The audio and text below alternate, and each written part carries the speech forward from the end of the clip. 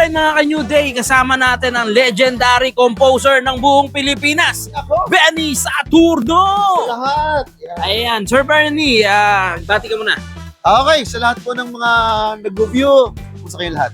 Ayun.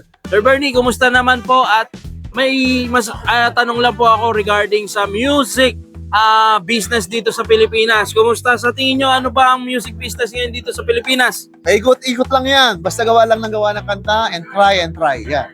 Ayun. At maraming opportunity ngayon dahil digital na. Tama Yan. po ba? Tama. Kailangan, alam mong gamitin ang digital.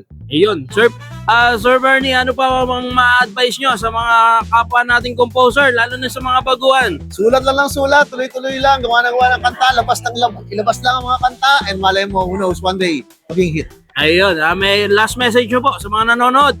Basta sa mga aspiring songwriters, huwag hihinto. Kung andyan ang puso mo, tuloy mo lang.